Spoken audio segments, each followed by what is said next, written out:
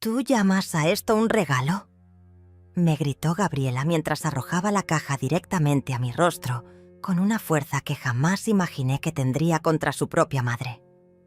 El cartón golpeó mi mejilla izquierda y cayó al suelo con un ruido seco que resonó por toda la sala, mientras Miguel sonreía con satisfacción desde el sofá y los demás invitados se quedaron petrificados por la brutalidad de lo que acababan de presenciar.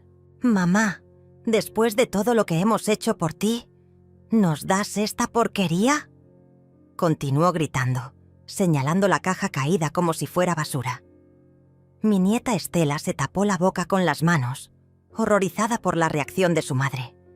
Lo que Gabriela no sabía era que dentro de esa simple caja estaba la llave del apartamento de $200,000 que había comprado para ella en secreto, trabajando turnos extra durante 2 años para juntar el dinero.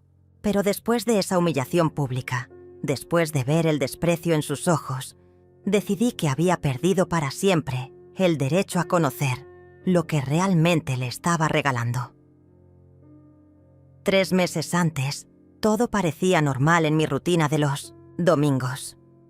La mesa estaba puesta con el mantel bordado que había hecho yo misma hace 20 años. La porcelana fina heredada de mi madre brillaba bajo la luz suave que se filtraba por las cortinas de encaje blanco. El aroma del pollo guisado, con verduras, llenaba toda la casa, mezclándose con el perfume de las rosas del jardín que entraba por la ventana entreabierta. Gabriela llegó puntual como siempre, acompañada de Miguel y mi querida Estela, que corrió a abrazarme con esa espontaneidad que solo conservan los adolescentes sinceros. «Abuela, huele delicioso», me susurró al oído mientras me apretaba fuerte. Miguel se limitó a un saludo frío, como de costumbre, pero noté algo diferente en su mirada ese día, algo calculador que me puso nerviosa sin saber por qué. Durante el almuerzo, Gabriela no dejaba de observar cada rincón de mi casa, con ojos nuevos, como si estuviera viendo todo por primera vez. Se levantó varias veces de la mesa con excusas triviales: buscar más sal, revisar si había dejado cerrada la llave del agua, comprobar que las ventanas estuvieran bien aseguradas. Pero yo la seguía con la mirada y notaba cómo se detenía frente a los muebles antiguos, cómo tocaba discretamente los marcos de plata de las fotografías familiares, cómo abría cajones que supuestamente estaba cerrando. «Esta casa es muy grande para ti sola, mamá», comentó mientras regresaba a su silla, sirviendo vino en su copa hasta el borde. «Una mujer de tu edad necesita tranquilidad, no tantas responsabilidades». Miguel asintió con entusiasmo exagerado, añadiendo: «Rosa, deberías pensar en mudarte a un lugar más pequeño, más seguro, donde no tengas que preocuparte por el mantenimiento ni la limpieza». La conversación continuó por ese camino durante toda la tarde.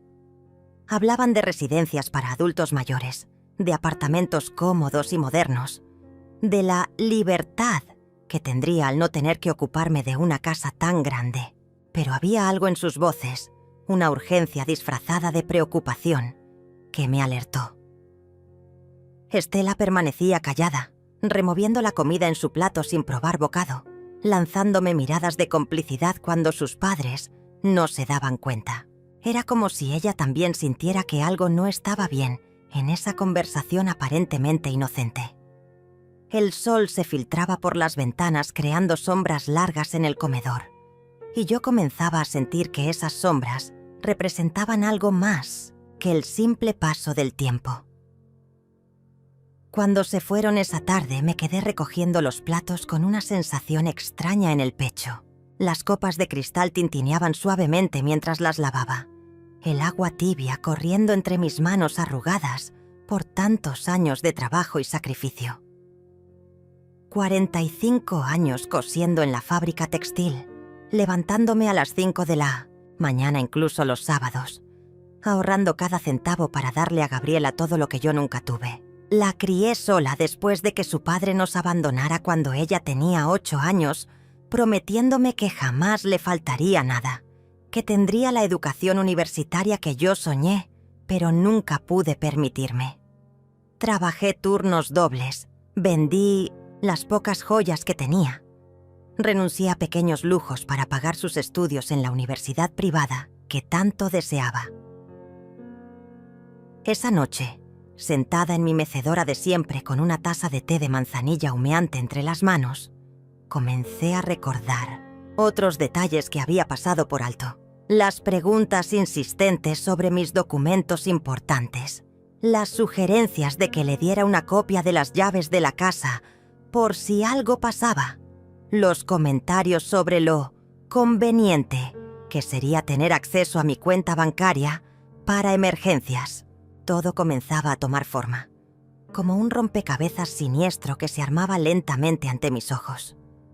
La luz de la lámpara creaba círculos dorados en las paredes llenas de fotografías familiares, recuerdos de tiempos más felices cuando el amor era genuino y no tenía segundas intenciones. Las semanas siguientes a esa extraña comida dominical, las visitas de Gabriela se volvieron más frecuentes y estratégicas. Ya no llegaba los domingos tradicionales, sino entre semana, siempre con excusas perfectamente elaboradas. Pasaba por aquí después del trabajo y quise saludarte. Estaba comprando en el mercado cerca y se me ocurrió venir, pero yo comenzaba a notar patrones inquietantes en su comportamiento. Siempre traía a Miguel, quien se dedicaba a caminar por toda la casa, mientras ella me distraía con conversaciones sobre mi salud, mis medicamentos, mi rutina diaria. El muy astuto fingía interés por los libros de mi biblioteca, pero yo lo veía fotografiando discretamente los títulos, seguramente evaluando su valor. Sus ojos recorrían cada objeto como un tasador profesional. Una tarde de martes, mientras preparaba café en la cocina, escuché a Miguel hablando por teléfono en voz baja desde el patio trasero. Las palabras llegaban fragmentadas por el viento. La casa está en perfecto estado. Los muebles antiguos valen una fortuna. Ella no tiene idea del valor real de lo que posee. Mi corazón comenzó a latir más rápido mientras fingía no estar escuchando, removiendo el azúcar en mi taza con manos temblorosas. Cuando regresó a la sala, me sonrió con esa falsa calidez que había perfeccionado durante años de matrimonio con mi hija. «Rosa, tienes una casa hermosa, realmente hermosa», comentó tocando la superficie del piano que había comprado con mi primer sueldo completo, hace 40 años. Gabriela apareció desde el baño con expresión preocupada, sosteniendo uno de mis frascos de medicamentos para la presión arterial. «Mamá, estas pastillas están vencidas desde hace 3 meses», dijo mostrándome el frasco como evidencia de mi supuesta negligencia. «Esto es peligroso. Podrías tener una crisis y nadie se daría cuenta hasta días después». Miguel asintió, gravemente, añadiendo: «Vivir sola a tu edad es una irresponsabilidad, Rosa. ¿Qué pasaría si te caes en la ducha? Si tienes un problema cardíaco durante la noche». Sus palabras sonaban llenas de preocupación genuina, pero había algo en sus tonos, una urgencia calculada que me erizaba la piel. Era como escuchar a actores ensayando un guión demasiado bien preparado. Estela llegó esa tarde directamente del colegio, cargando su mochila pesada y con uniforme arrugado por el día escolar. Me saludó con su abrazo habitual, pero noté que observaba a sus padres con expresión confundida. Durante la merienda, mientras yo servía té y galletas caseras, ella rompió el silencio incómodo. «Papá, ¿por qué estás tomando fotos de las cosas de la abuela?» La pregunta cayó como una bomba en medio de la conversación trivial sobre el clima. Miguel se puso rojo inmediatamente, balbuceando excusas sobre documentar recuerdos familiares y preservar la historia. Gabriela lo respaldó rápidamente. «Tu papá solo quiere tener fotografías de la casa de la abuela para el futuro, cuando ella ya no esté con nosotros». Pero Estela no parecía convencida, mirándome con esos ojos inteligentes que habían heredado de mi lado de la familia. Esa noche, después de que se marcharon, decidí revisar cuidadosamente todos los lugares donde Miguel había estado curioseando. Abrí cada cajón, revisé cada estante, examiné los documentos importantes que guardaba en mi escritorio. Todo parecía estar en su lugar, pero tenía la sensación persistente de que algo había sido movido, tocado, examinado. El escritorio de roble macizo donde guardaba mis papeles importantes tenía los cajones ligeramente desalineados, como si alguien los hubiera abierto y cerrado con prisa. Los documentos de la casa, mi testamento, las escrituras del terreno, todo estaba ahí, pero con un orden diferente al que yo recordaba. Era sutil, tan sutil que cualquier otra persona lo habría pasado por alto, pero yo conocía cada centímetro de mi hogar. La paranoia comenzó a crecer dentro de mí como una planta venenosa. Cada ruido nocturno me despertaba sobresaltada. Cada llamada telefónica me ponía nerviosa. Cada visita inesperada me llenaba de ansiedad. Comencé a cambiar de lugar mis documentos importantes, escondiéndolos en sitios diferentes cada pocos días. El testamento lo guardé dentro de un libro de cocina. Las escrituras de la casa las metí en una caja de zapatos, en el armario del dormitorio. Los certificados bancarios los escondí debajo del colchón. Me sentía como una espía en mi propia casa, protegiendo secretos que ni siquiera estaba segura de que alguien quisiera robar. Una mañana, mientras regaba las plantas del jardín delantero, mi vecina Lorena se acercó por encima de la cerca que separaba nuestras propiedades. «Rosa, ayer vi a tu yerno midiendo el frente de tu casa», me comentó en voz baja, mirando hacia ambos lados como si compartiera información clasificada. Tenía una cinta métrica y un cuaderno. Tomaba notas de todo. Mis manos comenzaron a temblar mientras sostenía la regadera, el agua cayendo descontroladamente sobre las petunias rosadas que había plantado en primavera.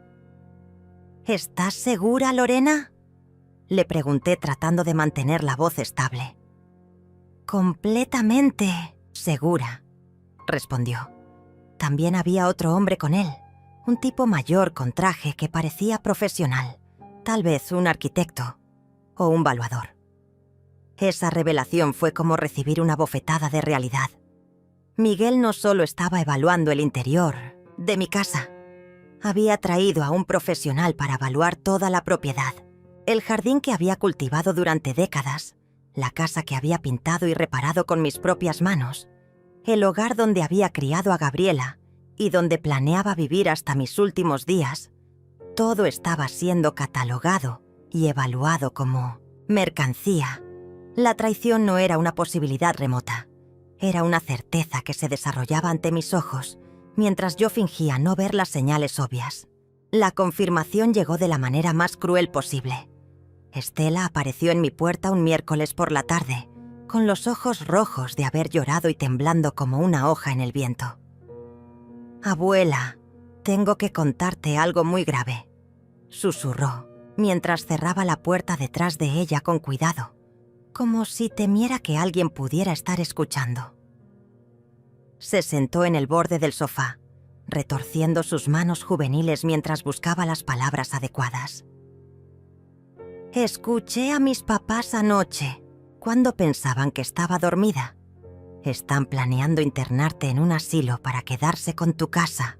Las palabras salieron de sus labios como cuchillos afilados, cortando el aire espeso de la sala de estar, donde tantas tardes habíamos compartido historias y galletas caseras.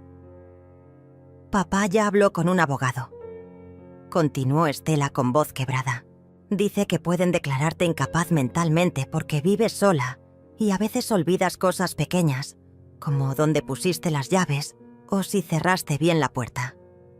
Cada palabra que pronunciaba mi nieta era como recibir una puñalada en el corazón.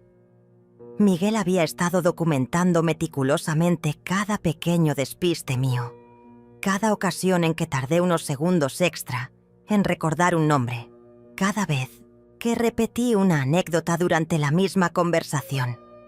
Lo que yo consideraba lapsos normales de una mujer de 67 años, él los había convertido en evidencia de demencia senil para presentar ante un juez. Y mamá ya escogió el lugar donde quiere que vivas, agregó Estela secándose las lágrimas con la manga de su suéter escolar. Es un lugar horrible, abuela, con cuartos diminutos que huelen a desinfectante y donde los viejitos están todo el día sentados viendo televisión sin hablar con nadie. Había visitado el lugar con sus padres bajo el pretexto de explorar opciones para el futuro. Pero la realidad era que ya habían separado una habitación y pagado el depósito inicial. Escuché a mamá por teléfono diciendo que una vez que estés internada, podrán vender la casa rápidamente porque los compradores prefieren propiedades sin ocupantes problemáticos. La habitación comenzó a girar a mi alrededor mientras procesaba la magnitud de la traición. Mi propia hija, la niña a quien había amamantado, consolado durante pesadillas, llevado al hospital cuando tuvo neumonía a los 5 años, había planeado robarme no solo mi hogar, sino mi libertad y mi dignidad.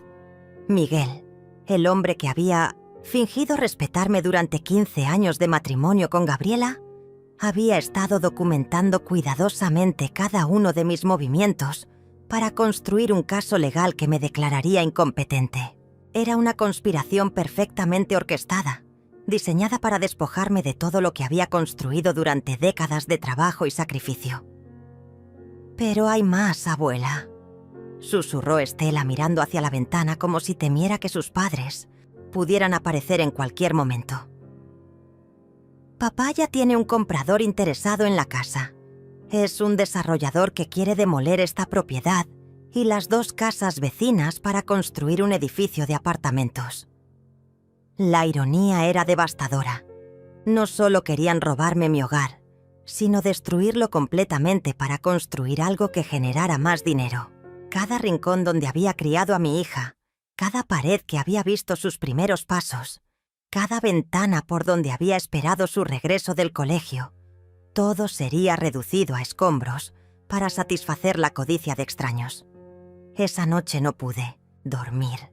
Caminé por toda la casa en pijama, tocando cada mueble, cada fotografía, cada objeto que contaba la historia de mi vida. El piano donde Gabriela había aprendido a tocar villancicos navideños, el comedor donde habíamos celebrado sus cumpleaños, la mecedora donde la había consolado cuando su padre nos abandonó.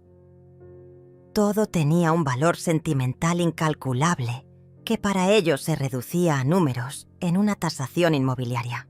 Me detuve frente al espejo del pasillo y vi el reflejo de una mujer mayor, cansada, pero con los ojos brillando de una determinación que no sentía desde hacía años. Al amanecer, tomé una decisión que cambiaría todo. Me vestí con mi mejor traje sastre, el azul marino que guardaba para ocasiones especiales. Me peiné cuidadosamente y caminé hasta el banco donde había tenido mi cuenta durante los últimos 30 años. «Señora Rosa, qué gusto verla», me saludó Lorena, la gerente que conocía toda mi historia financiera. «Necesito hacer una transacción muy importante», le dije con voz firme, colocando todos mis documentos sobre el escritorio. «Quiero comprar un apartamento y necesito que todo se haga en el más completo secreto». Durante las siguientes 2 horas, Lorena me ayudó a revisar las opciones disponibles en el mercado inmobiliario. Encontramos un hermoso apartamento de 2 habitaciones en el centro de la ciudad, con vista al parque y cerca de todos los servicios que podría necesitar. El precio era exactamente $200,000, la cantidad exacta que había ahorrado durante los últimos 5 años trabajando turnos extra y vendiendo algunas joyas familiares que ya no usaba. «Es perfecto para alguien que quiera empezar una nueva vida», comentó Lorena mientras preparaba los documentos de compra. Lo que ella no sabía era que yo estaba planeando la venganza más silenciosa y efectiva de mi vida. Firmé todos los papeles esa misma tarde, sintiendo una satisfacción profunda mientras mi pluma se deslizaba sobre cada línea. El apartamento sería registrado a nombre de Gabriela, como un regalo sorpresa que pensaba darle para su cumpleaños el mes siguiente. Había planeado entregarle la llave dentro de una caja sencilla, esperando ver su rostro iluminarse de alegría cuando descubriera que su madre, la mujer que creía poder manipular y engañar, le había comprado una propiedad completa. Pero después de conocer sus verdaderas intenciones, ese regalo se había convertido en la herramienta perfecta para una lección que jamás olvidaría. El plan se desarrolló de manera perfecta durante las siguientes semanas. Cada vez que Gabriela y Miguel venían a visitarme, yo fingía estar más confundida y vulnerable de lo que realmente estaba. «Ay, hija, ¿dónde puse mis lentes?», preguntaba mientras los tenía colgando del cuello. «¿O ya almorzamos hoy?», cuando claramente habíamos terminado de comer hacía 10 minutos. Miguel tomaba notas discretas en su teléfono cada vez que yo representaba mi papel de anciana despistada, creyendo que estaba documentando evidencia genuina de deterioro mental. Lo que no sabía era que cada una de esas actuaciones era calculada y deliberada, diseñada para alimentar su falsa confianza mientras yo preparaba mi contraataque silencioso. Gabriela intensificó sus visitas, apareciendo ahora casi todos los días con diferentes excusas. «Mamá, vine a organizar tus medicamentos», decía mientras revisaba meticulosamente mi botiquín, contando pastillas y verificando fechas de vencimiento. «Tienes que ser más cuidadosa con estas cosas. Podrías confundirte y tomar una sobredosis». Yo asentía sumisamente, fingiendo gratitud por su preocupación, mientras observaba cómo fotografiaba discretamente cada frasco de medicina. Todo formaba parte de su dossier para demostrar mi supuesta incapacidad mental ante las autoridades competentes. Miguel había traído un grabador diminuto durante una de sus visitas, escondiéndolo detrás de los libros de la biblioteca mientras yo preparaba té en la cocina. Pensaba que yo no me había dado cuenta, pero lo vi claramente reflejado en el cristal de la vitrina donde guardaba la porcelana fina. Durante toda la tarde, me hizo preguntas aparentemente inocentes, diseñadas para hacerme quedar como una persona confundida y desorientada. «Rosa, ¿recuerdas qué día es hoy? ¿Puedes decirme cuántos años tienes exactamente? ¿Sabes dónde guardas tus documentos importantes?». Yo respondía con pequeñas dudas intencionadas, pausas calculadas, respuestas ligeramente inexactas que él grababa con satisfacción creciente. Pero mi actuación más brillante llegó cuando fingí no reconocer a Estela durante una de sus visitas. «¿Quién es esta jovencita tan linda?», pregunté con expresión genuinamente confundida, mirando a mi nieta como si la viera por primera vez.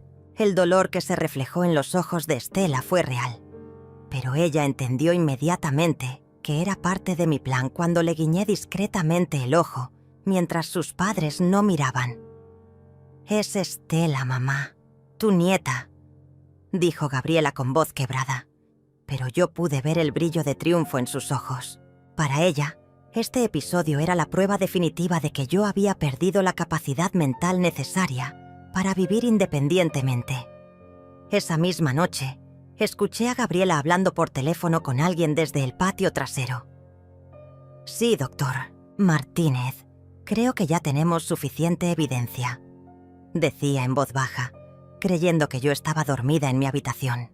«Confunde los nombres, no reconoce a familiares cercanos, olvida si ha comido o tomado sus medicamentos.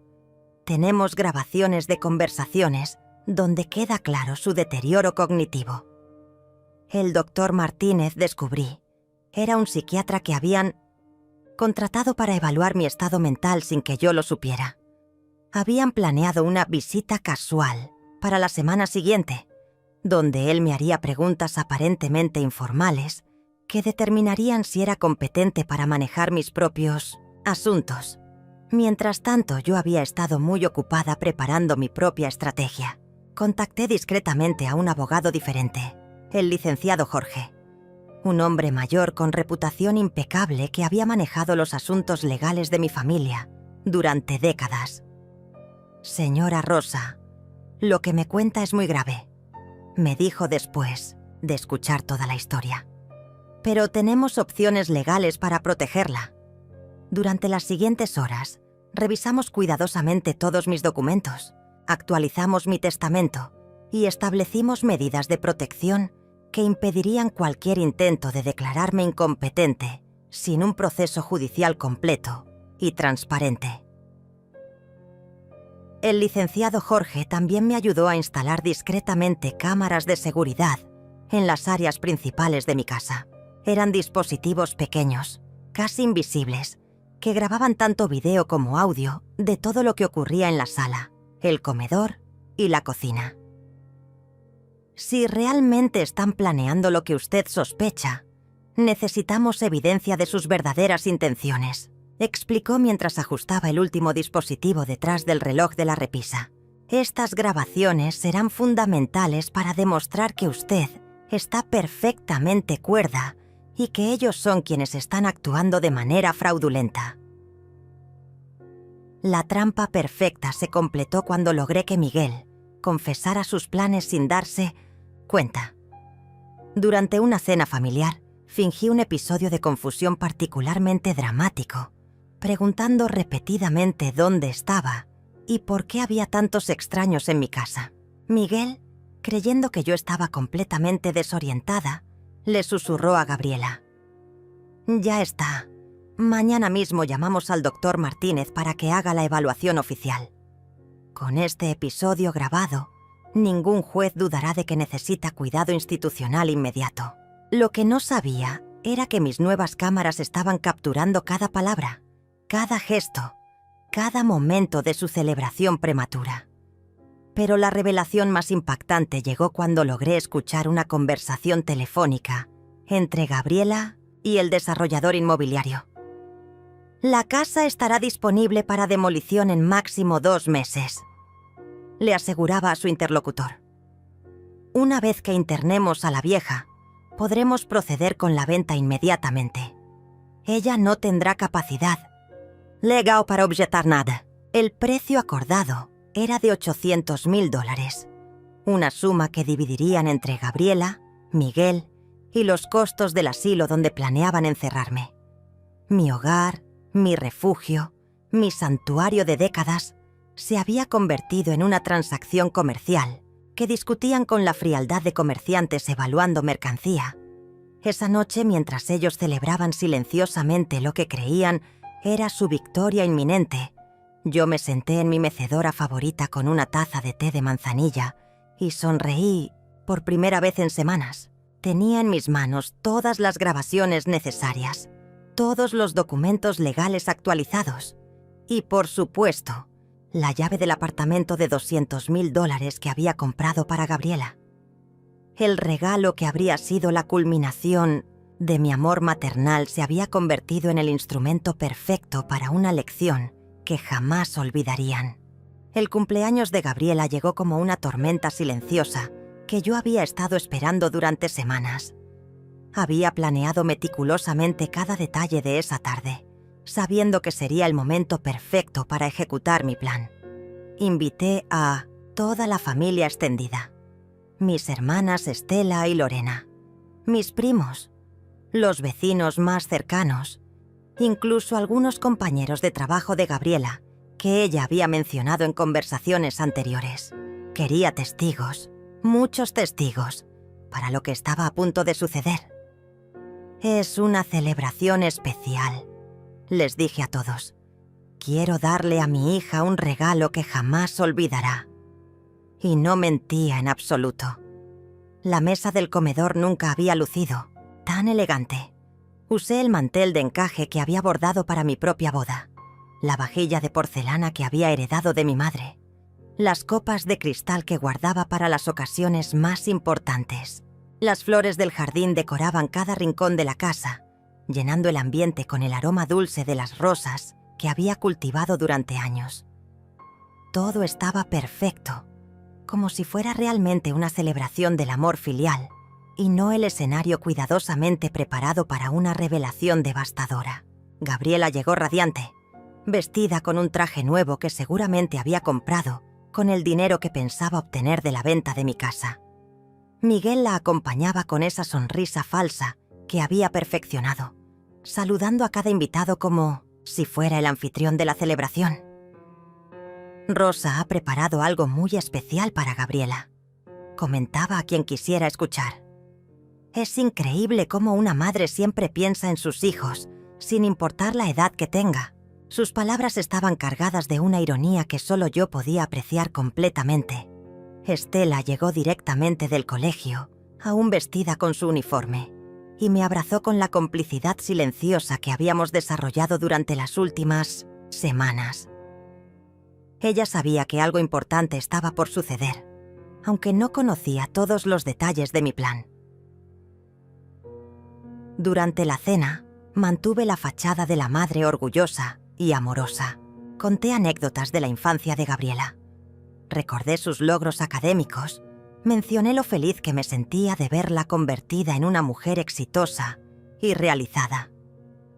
Los invitados sonreían y asentían, comentando lo hermosa que era nuestra relación madre-hija, lo afortunada que era Gabriela de tener una madre tan dedicada. Miguel grababa discretamente con su teléfono, seguramente documentando lo que él consideraba evidencia adicional de mi deterioro mental por recordar eventos del pasado con demasiado detalle y emoción. Cuando llegó el momento de los regalos, el ambiente se llenó de expectativa. Los demás invitados habían traído presentes hermosos, joyas, perfumes, libros, flores. Pero todos esperaban ansiosamente ver qué había preparado yo, la madre que supuestamente había perdido la capacidad de tomar decisiones importantes. «Mi regalo es especial», anuncié mientras me dirigía hacia la mesa auxiliar donde había colocado la pequeña caja de cartón café, envuelta simplemente con un lazo dorado. Es algo que he estado planeando durante mucho tiempo, algo que representa todo mi amor por ti, hija mía. Gabriela tomó la caja con una sonrisa que no llegaba a sus ojos.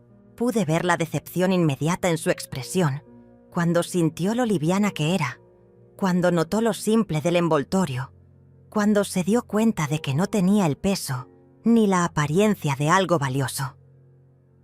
«Gracias, mamá», murmuró sin entusiasmo, sosteniendo la caja como si fuera una obligación social más que un regalo deseado. Miguel se acercó para observar, con esa curiosidad calculadora que había desarrollado hacia todo lo que yo hacía. Los demás invitados se inclinaron hacia adelante, esperando ver qué contenía esa misteriosa cajita que había generado tanta expectativa. «Ábrela, hija», le dije con voz suave. «Creo que te va a sorprender mucho lo que encontrarás adentro». Gabriela deshizo el lazo dorado con movimientos lentos, claramente tratando de ocultar su decepción ante la audiencia. Abrió la tapa de cartón y miró hacia adentro con expresión confundida. Lo único que vio fue una pequeña llave dorada reposando sobre un lecho de algodón blanco. «¿Una llave?», preguntó levantándola con 2 dedos, como si fuera algo insignificante. «Mamá, ¿qué se supone que abra esta llave?». Su tono comenzaba a mostrar irritación mal disimulada. «Es la llave de tu nuevo apartamento», respondí con calma, disfrutando del momento de confusión que se reflejó en todos los rostros presentes. «Compré un hermoso apartamento de $200,000 en el centro de la ciudad, completamente amueblado, con vista al parque. Es tuyo, hija mía». El silencio que siguió fue tan profundo que se podía escuchar el tic-tac del reloj de pared. Gabriela miraba la llave sin comprender. Miguel había palidecido visiblemente, y los demás invitados comenzaban a murmurar entre ellos sobre la generosidad extraordinaria del regalo. Pero entonces, en lugar de la alegría y gratitud que cualquier persona normal habría mostrado, vi algo diferente cruzar por el rostro de Gabriela. Era molestia, casi enojo, como si mi regalo fuera un inconveniente en lugar de una bendición. «Mamá», dijo con voz tensa, «yo no pedí un apartamento. No necesito un apartamento. ¿Por qué gastaste tanto dinero sin consultarme?» Su reacción era exactamente lo que yo había temido y esperado al mismo tiempo. Para ella, mi generosidad no era amor, sino un obstáculo para sus planes de apoderarse de mi casa. Además, continuó con creciente irritación, ¿cómo sabemos que esto es real? ¿Tienes los documentos? ¿Está todo legal? Miguel asintió respaldando sus dudas, sugiriendo que tal vez yo había sido víctima de una estafa inmobiliaria debido a mi estado mental deteriorado. La situación se estaba desarrollando exactamente como yo había previsto. En lugar de agradecer un regalo extraordinario, estaban cuestionando mi capacidad mental para haberlo hecho, preparando el terreno para sus argumentos de incompetencia legal. La tensión en la habitación se volvía palpable mientras Gabriela seguía cuestionando la autenticidad de mi regalo. «Esto no tiene sentido, mamá», decía sosteniendo la llave como si fuera evidencia de un crimen. «Una persona de tu edad no puede tomar decisiones financieras tan importantes sin supervisión». Miguel asintió vigorosamente, añadiendo, «Rosa, probablemente te estafaron. Los ancianos son víctimas fáciles de fraudes inmobiliarios». Sus palabras estaban cargadas de una condescendencia que me revolvía el estómago, pero mantuve mi compostura, esperando el momento perfecto para revelar toda la verdad. Los invitados comenzaron a intercambiar miradas incómodas. Mis hermanas Estela y Lorena se veían confundidas por la reacción hostil de Gabriela hacia un regalo tan generoso. «Hija», intervino mi hermana Estela con voz suave, «tu madre acaba de darte un apartamento valorado en $200,000. ¿No crees que al menos podrías agradecerle antes de dudar de su capacidad?» Pero Gabriela se había envalentonado, sintiendo que tenía el apoyo de Miguel y la justificación perfecta para cuestionar públicamente mi estado mental. «Tía, no entiendes», respondió Gabriela con tono exasperado. «Mamá ha estado muy confundida últimamente. Olvida cosas importantes, se desoriente, a veces no reconoce a las personas. No está en condiciones de manejar sumas tan grandes de dinero». Miguel sacó discretamente su teléfono, seguramente para grabar la conversación como evidencia adicional de mi supuesta incompetencia. «Hemos estado preocupados por su seguridad financiera durante meses», agregó con falsa preocupación. «Este tipo de decisiones impulsivas confirman nuestros temores. Fue entonces cuando decidí que había llegado el momento de actuar. Me levanté lentamente de mi silla, caminé hacia el mueble donde guardaba mis documentos importantes y regresé con una carpeta gruesa llena de papeles oficiales. «Aquí tienes toda la documentación, hija», dije colocando los documentos sobre la mesa con un sonido satisfactorio. «Escrituras del apartamento, certificados de propiedad, recibos de pago, todo completamente legal y verificado por mi abogado». La expresión de confianza en el rostro de Miguel comenzó a desvanecerse mientras hojeaba los documentos oficiales. «Como puedes ver», continué con voz firme, «mi estado mental está perfectamente bien. Fui al banco personalmente. Revisé múltiples opciones inmobiliarias. Negocié el precio. Firmé todos los contratos después de leer cada cláusula cuidadosamente. Los papeles confirmaban cada palabra que decía. Fechas recientes, firmas claras, transacciones completamente legales realizadas en mi pleno juicio. El apartamento está registrado a tu nombre, Gabriela. Es completamente tuyo, sin restricciones ni condiciones». Pero en lugar de alegría, vi pánico creciente en sus ojos. El verdadero problema, me di cuenta observando sus reacciones, era que un apartamento a nombre de Gabriela complicaba enormemente sus planes de declararme incompetente y apoderarse de mi casa. Si yo había sido lo suficientemente competente para comprar una propiedad de $200,000, hacía apenas 3 semanas, ¿Cómo podrían argumentar ante un juez que era mentalmente incapaz de manejar mis propios asuntos? Mi regalo había destruido accidentalmente la narrativa que habían construido tan cuidadosamente durante meses. «Pero mamá», insistió Gabriela con voz cada vez más aguda, «yo no quiero este apartamento. No lo necesito. ¿Por qué no me consultaste antes de comprarlo?» Su reacción era tan irracional que hasta los invitados más comprensivos comenzaron a intercambiar miradas de desaprobación. «Podrías venderlo y recuperar tu dinero», sugirió mi prima Lorena con lógica simple. «O rentar la propiedad y generar ingresos mensuales. Es una inversión excelente». Pero Gabriela negó vigorosamente con la cabeza, como si la idea de poseer bienes raíces fuera una maldición en lugar de una bendición. Fue en ese momento preciso cuando Gabriela perdió completamente el control. «¿Tú llamas a esto un regalo?», gritó levantándose bruscamente de su silla, tomando la caja de cartón donde había estado la llave. «Después de todo lo que hemos hecho por ti, ¿nos das esta porquería?». Sus palabras resonaron por toda la casa como un rugido de animal. Herido, los invitados se quedaron petrificados, incapaces de procesar lo que estaban presenciando. Una mujer de 35 años, gritándole a su madre de 67 por haberle regalado un apartamento de $200,000.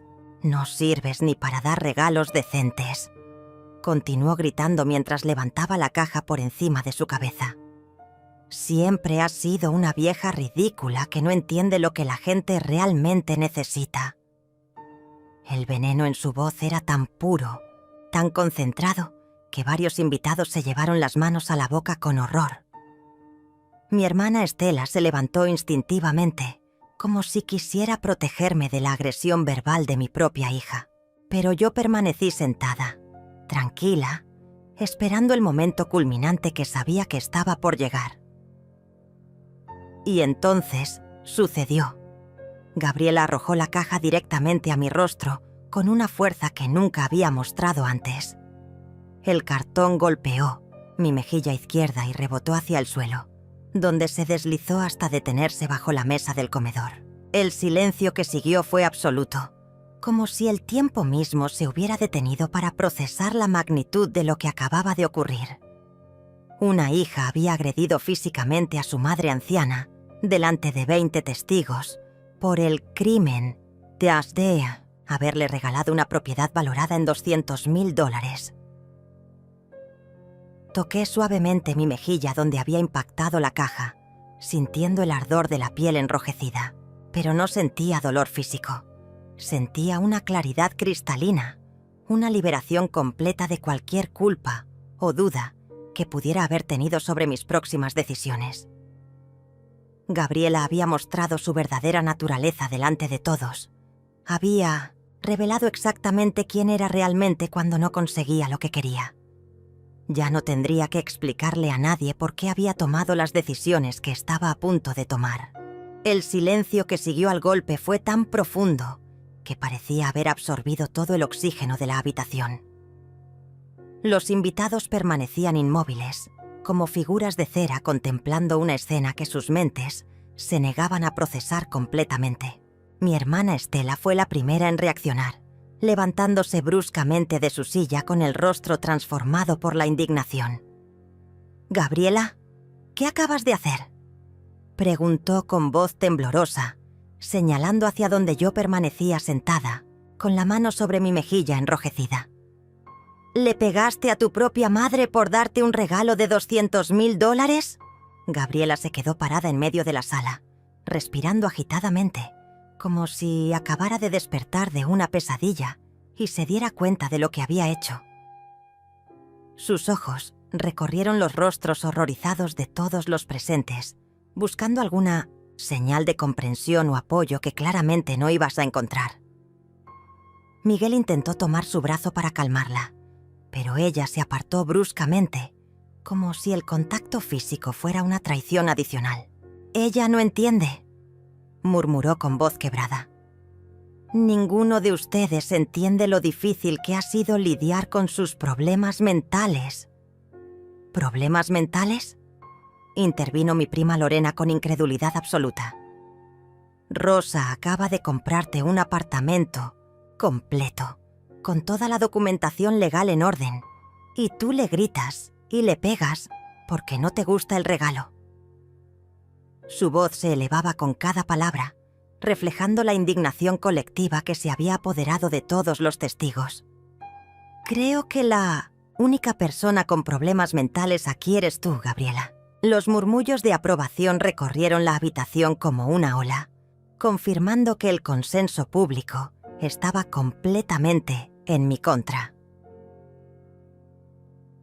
Estela, mi nieta, se había levantado lentamente de su silla y caminaba hacia mí con lágrimas corriendo por sus mejillas jóvenes. «Abuela, ¿estás bien?», susurró mientras se arrodillaba junto a mi mecedora, tomando mi mano libre con delicadeza infinita. Su gesto de protección hacia mí contrastaba dramáticamente con la agresión de su propia madre, creando una imagen que quedaría grabada para siempre en la memoria de todos los presentes. «Siento mucho lo que hizo mamá», continuó con voz entrecortada. «Tú no te merecías esto». Fue entonces cuando decidí que había llegado el momento de revelar toda la verdad. Me puse de pie lentamente, con la dignidad intacta a pesar del ataque que había sufrido, y caminé hacia el centro de la sala donde todos pudieran verme y escucharme claramente. «Quiero que todos ustedes sepan algo muy importante», comencé con voz firme y clara. «Durante los últimos meses, Gabriela y Miguel han estado planeando declararme mentalmente incompetente para quitarme mi casa e internarme en un asilo contra mi voluntad». Las palabras cayeron como bombas en medio del silencio expectante. «¡Eso es mentira!», gritó Miguel inmediatamente, pero su negación sonaba desesperada y poco convincente. «Rosa está confundida. Está inventando cosas que no son ciertas». Gabriela asintió vigorosamente, tratando de recuperar el control de la narrativa que se les estaba escapando de las manos. «Mamá, tú sabes que solo nos preocupamos por tu bienestar», dijo con voz temblorosa. «Nunca haríamos algo así». Pero sus protestas sonaban huecas después de la demostración de violencia que todos habían presenciado minutos antes. «Tengo pruebas», continué, dirigiéndome hacia el mueble donde guardaba mis documentos más importantes. Saqué una carpeta diferente.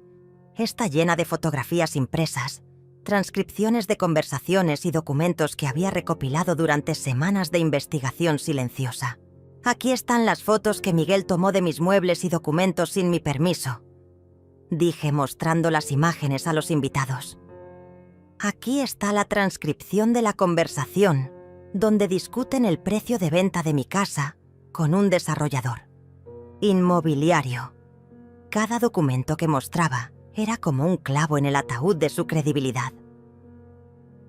Los invitados se acercaron para examinar las evidencias, sus expresiones cambiando de confusión a horror mientras procesaban la magnitud de la traición que estaban presenciando. «Esto es increíble», murmuró mi hermana Estela mientras revisaba las fotografías. «Miguel, estas son fotos del interior de la casa de Rosa, tomadas sin su conocimiento». Las imágenes mostraban claramente objetos de valor, documentos importantes y espacios privados fotografiados con el propósito obvio de catalogar propiedades para una venta futura. «Y aquí», continué, sacando un pequeño dispositivo de grabación que el licenciado Jorge me había proporcionado. «Tengo las conversaciones donde planean mi internamiento forzoso y la demolición de mi casa para construir un edificio de apartamentos». Presioné el botón de reproducción y la voz de Gabriela llenó la habitación. «La casa estará disponible para demolición en máximo 2 meses. Una vez que internemos a la vieja, podremos proceder con la venta inmediatamente». El silencio que siguió fue ensordecedor. Gabriela y Miguel se habían quedado pálidos como fantasmas, mirando el dispositivo de grabación como si fuera una serpiente venenosa. «Esa grabación está fuera de contexto», balbuceó Miguel desesperadamente. No estábamos hablando de Rosa. Estábamos discutiendo una película que vimos en televisión. Pero su explicación era tan ridícula que hasta él mismo parecía no creerla. La evidencia era abrumadora, irrefutable, devastadora para cualquier intento de mantener su inocencia. Ahora entenderán por qué la reacción de Gabriela al apartamento fue tan violenta, expliqué a la audiencia cautivada. No era gratitud lo que esperaba de mí. Era mi casa, mi dinero, mi libertad. El apartamento que le compré demuestra que estoy perfectamente cuerda y capaz de tomar decisiones financieras importantes, lo cual destruye completamente sus planes de declararme incompetente. La lógica era implacable, y todos los presentes podían ver claramente cómo encajaban todas las piezas del rompecabezas. Estela, mi nieta, se había puesto de pie y miraba a sus padres con una expresión de disgusto que nunca antes había visto en su rostro joven. ¿Es cierto todo esto?, preguntó con voz quebrada. ¿Realmente planeaban quitar la casa a la abuela y meterla en un asilo? Gabriela intentó acercarse a su hija, pero Estela retrocedió instintivamente, como si su propia madre se hubiera convertido en una extraña peligrosa. «No me toquen», susurró. «No puedo creer que sean capaces de algo así». La transformación en el ambiente de la habitación fue inmediata y dramática. Los invitados que minutos antes habían llegado para celebrar un cumpleaños familiar ahora se alejaban instintivamente de Gabriela y Miguel, como si la traición fuera contagiosa.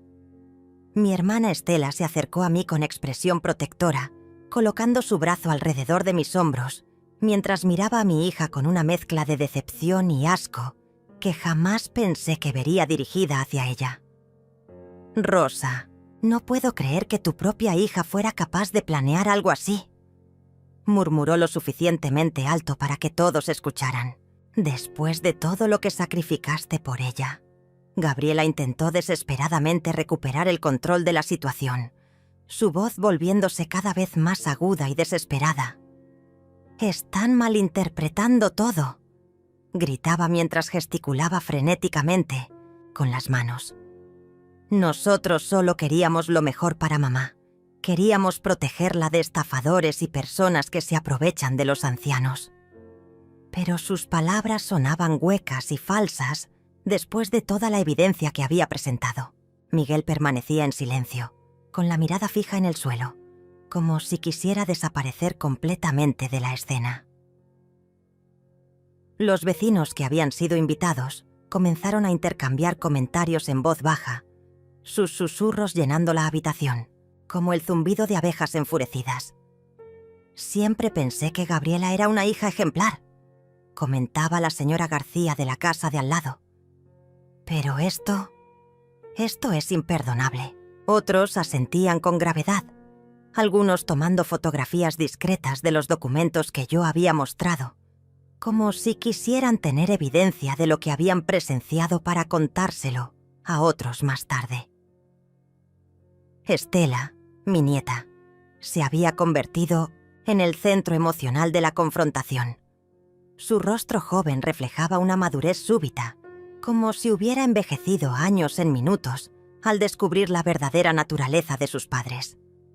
«Mamá», dijo con voz temblorosa pero firme, «¿cómo pudiste pensar en hacerle esto a la abuela?»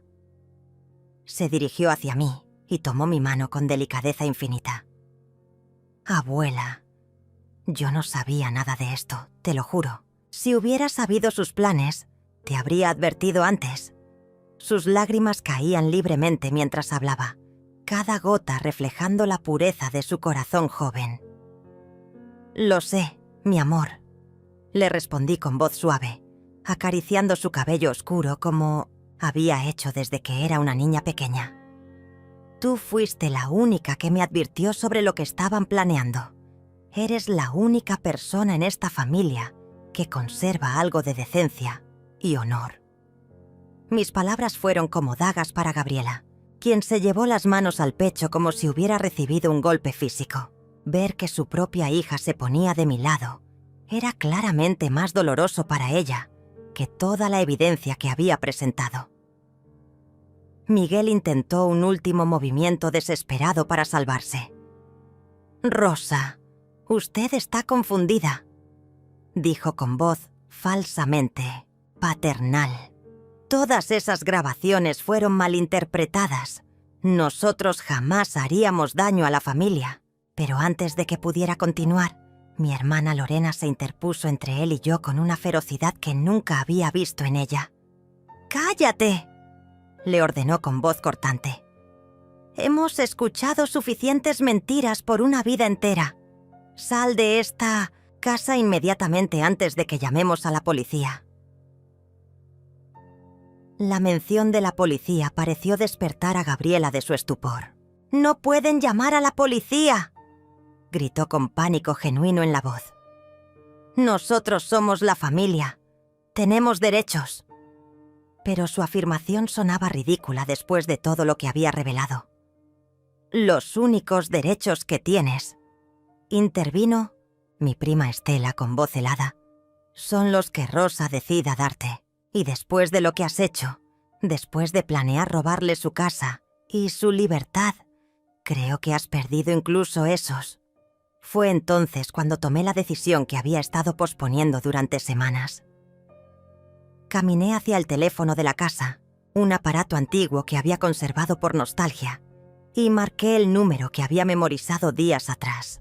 «Licenciado Jorge», dije cuando respondió. «Sí, soy Rosa. Creo que es momento de ejecutar los cambios que discutimos en mi testamento». El silencio en la habitación se volvió absoluto mientras todos procesaban las implicaciones de mi llamada. «Telefónica. Quiero que Gabriela y Miguel sean completamente removidos de mi testamento». Continué hablando al teléfono mientras miraba directamente a mi hija. «Todos mis bienes, propiedades y ahorros serán transferidos a mi nieta Estela cuando cumpla 25 años. Hasta entonces, todo será manejado por un fideicomiso que ustedes administrarán». Cada palabra que pronunciaba era como un martillo golpeando el último clavo en el ataúd de las ambiciones de Gabriela. La reacción fue inmediata y devastadora. Gabriela se desplomó en el sofá como si hubiera recibido un golpe físico, llevándose las manos al rostro mientras sollozaba incontrolablemente. «No puedes hacer esto», repetía entre lágrimas. «Soy tu hija. Soy tu única hija». Pero sus súplicas llegaban demasiado tarde. Había tenido décadas para demostrar que merecía mi confianza y mi herencia. Y en lugar de eso, había elegido la traición y la codicia. Miguel intentó acercarse al teléfono como si quisiera interrumpir mi conversación con el abogado. Pero mi hermana Estela y varios invitados formaron una barrera protectora alrededor de mí. «No te atrevas a tocarla», le advirtió uno de mis primos con voz amenazante. «Ya has hecho suficiente daño por un día». La protección colectiva que estaba recibiendo de familiares y vecinos era abrumadora, demostrando que mi versión de los eventos había sido completamente creída y aceptada por todos los presentes. Además, agregué al teléfono, asegurándome de que todos pudieran escuchar, «quiero que se implementen medidas legales inmediatas para prevenir cualquier intento futuro de declararme incompetente sin el consentimiento de al menos 3 psiquiatras independientes y un proceso judicial completo». Era mi seguro final contra cualquier venganza que pudieran intentar después de perder el acceso a mi herencia. Cuando colgué el teléfono, me volví hacia Gabriela con una calma que sorprendía incluso a mí misma. «El apartamento que compré para ti sigue siendo tuyo», le dije con voz firme. «Es mi último regalo como madre, pero a partir de este momento no tienes ningún derecho sobre mis otros bienes, mi casa o mi futuro». Las lágrimas corrían por su rostro mientras escuchaba las palabras que sellaban definitivamente su destino. Los días que siguieron a esa confrontación devastadora pasaron como una película en cámara lenta, cada momento cargado de una quietud que no había sentido en décadas. Gabriela y Miguel intentaron contactarme innumerables veces durante la primera semana. Llamadas telefónicas que dejé sonar hasta que se cortaran solas. Mensajes de texto que borré sin leer. Cartas entregadas por correo que deposité directamente en la basura, sin abrir el sobre. El silencio se había convertido en mi arma más poderosa, más efectiva que cualquier grito o reclamo que pudiera haber hecho. Estela venía a visitarme todas las tardes después del colegio, cargando su mochila pesada y esa sonrisa tímida que había heredado de mi lado de la familia. «Abuela», me decía mientras preparábamos té en la cocina, «mis papás lloran mucho por las noches. Mamá dice que eres cruel por no hablar con ella». Yo asentía mientras servía las galletas caseras que habíamos horneado juntas, sintiendo una extraña paz interior. El silencio a veces es la única respuesta digna que podemos dar.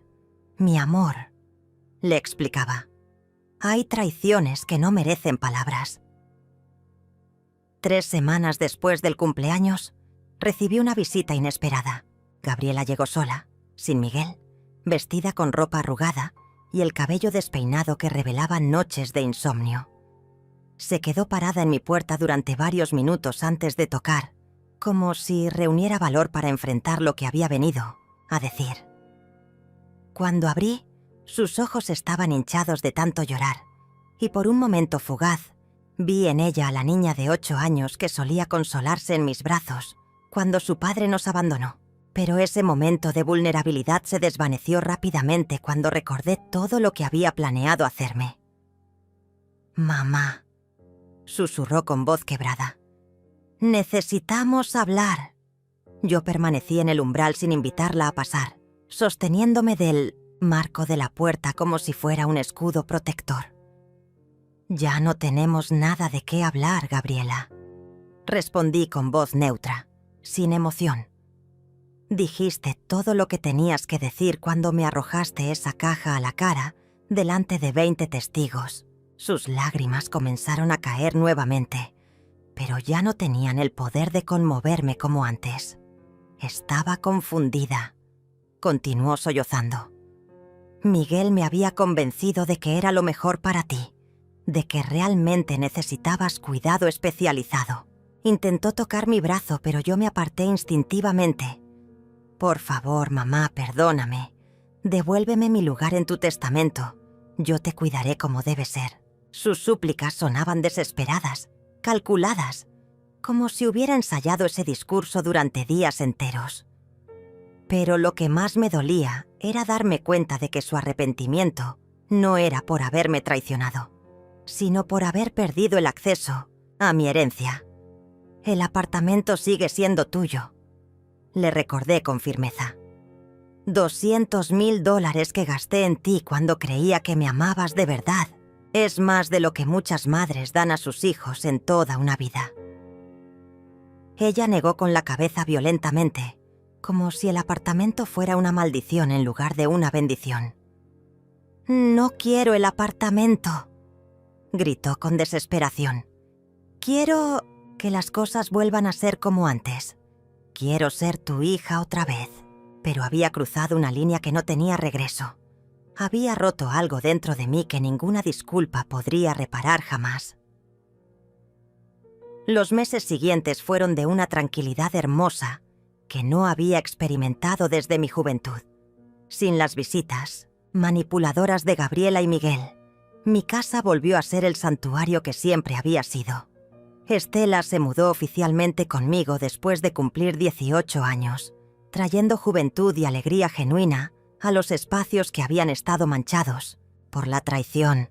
Estudiaba en la universidad por las mañanas y trabajaba medio tiempo en una librería por las tardes, pero siempre encontraba tiempo para sentarse conmigo en el jardín mientras el sol se ponía una tarde de octubre, mientras regaba las rosas que habían florecido espectacularmente después de tanto cuidado. Estela me trajo una carta certificada que había llegado por correo. «Es del abogado de mamá», me explicó con expresión preocupada. Abrí el sobre con calma leyendo las palabras, que habían sido escritas con la desesperación de quien ha perdido todo. Gabriela había vendido el apartamento que le regalé y usó el dinero para contratar abogados que intentaran revertir los cambios en mi testamento. Pero el licenciado Jorge había hecho su trabajo perfectamente. Mis decisiones eran legalmente irreversibles. ¿Qué dice la carta, abuela?, preguntó Estela sentándose en la mecedora junto a la mía.